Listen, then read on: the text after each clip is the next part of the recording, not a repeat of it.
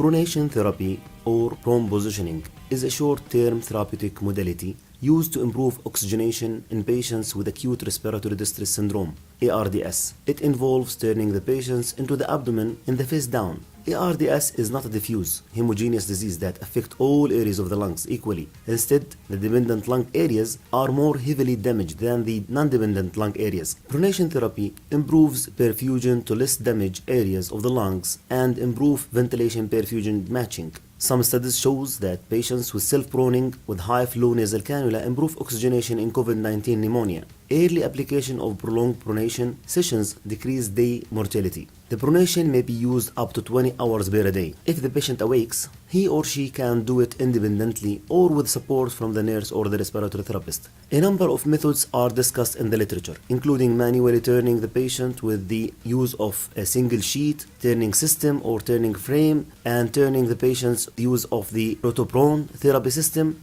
In our ICU, we will practice manually turning for vented patients using jelly roll method. Complications of the procedure include dislodgement or obstruction of the tubes and drains, cardiac arrhythmias, hemodynamic instability, massive facial edema, pressure injuries, aspiration, or corneal ulcerations.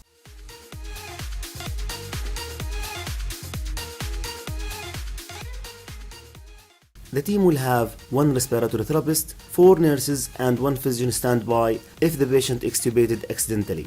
The supplies which we will need: 2 flat sheets, 3 gel pads or pillows. The team has to have plan assigning the rules, anticipate the complications which might happen like dislodgements or like cardiac arrhythmias, assess the patient's hemodynamic status to determine he or she is able to tolerate positioning change, administer sedatives, analgesics as prescribed, perform eye care, including lubricating the eyes and horizontal tapping of the closed eyelids. Ensure that the patient's tongue was inside his or her mouth. If the tongue was swollen or protruding, insert a bite block or oropharyngeal airway. If available, apply protective barriers, hydrocolloid or foam dressings to the face and all bony prominence like shoulders, chest, iliac crest, elbows, tibial areas as needed. Reposition all lines, tubes, drains that were located above the patient's waist up toward the head of the bed. Reposition all lines, tubes, and drains that were located below the waist down toward the foot of the bed. Change dressings that were due to be changed during the pronation therapy. Stop enteral feeding. Suction the patient's artificial airway and oral cavity. Maybe the respiratory therapist will administer 100% oxygenation. Place long gel pads on the patient. Use pillow if gel pad were not available. Remove the ECG electrodes from the patient's chest. Place the pillow across the patient's chest above the level of the axilla. Place the pillow across the patient's iliac crest. Don't place the pillow below the iliac crest as femoral nerve compression could occur. Place the pillow in the chins. Prepare the patient to turn. You can turn the patient's head so it will face away from the direction of the turn. Loop the ventilator tube above the patient's head. Place the patient's arms along sides of the body with the fingers positioning toward the feet beneath the patient's buttocks. Cover the patients with a sheet. Fold down the top of the sheet to expose the patient's head. Along both sides of the patient, grab the top and the bottom sheets together and tightly roll them up to the sides of the patient, sandwiching the patient firmly between the sheets. Slide the patient to the side of the bed opposite to the ventilator. On a 3 count, roll the patients over into the prone position, tightly holding the rolled up sheet on each side of the patient. You can do this one on 2 steps, like lateral then prone. Then unfold the flat sheet that was under the patient's head. Pull and centers the patients in the bed. Correctly positions all the tubes, drains, lines. Attach the ECG electrodes in the patient's back.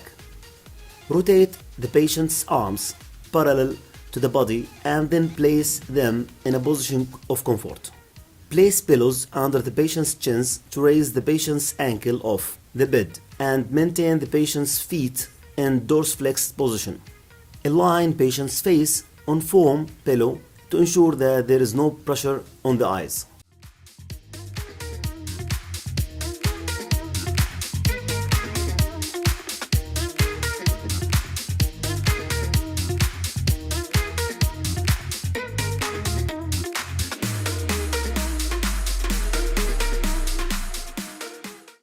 adjust the bed to place a patient in reverse Trendelenburg position. This also may facilitate gastric emptying as well as minimizing facial and ocular edema.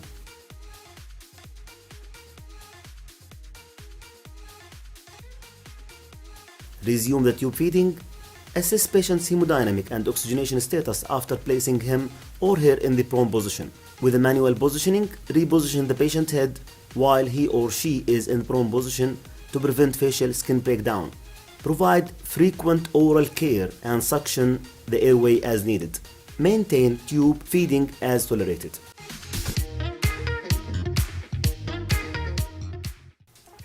Now turning the patient from the prone position to supine position using the manual technique. We need to prepare the patient to the turn, loop the ventilator tube above the patient's head, place patient's arm along sides of the body with the fingers positioning toward the feet.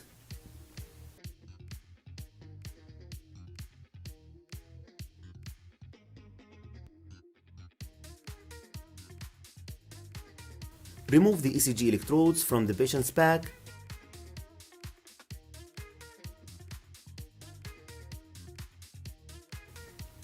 Along both sides of the patients, grab the top and the bottom sheet together and tightly roll them up to the side of the patient, sandwiching the patients firmly between the sheets.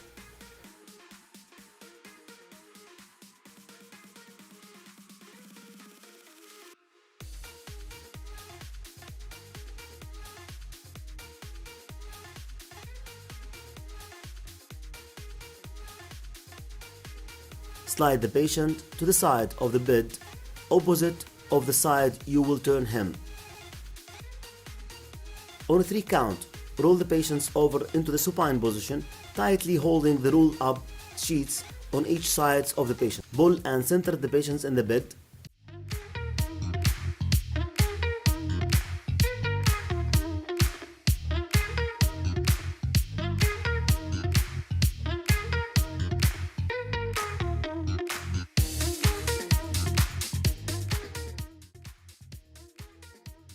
Correctly position all the tubes, drains and the lines and the ECG electrodes on the patient's chest. Place patient's arm in position of comfort. Adjust the bed to place the patients in semi-fowler position.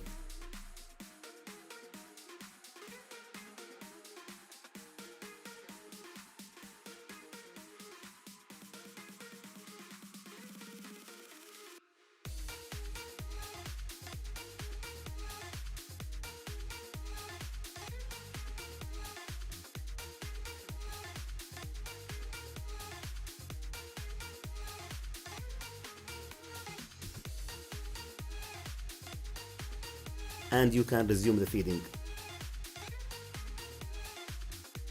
Thank you so much.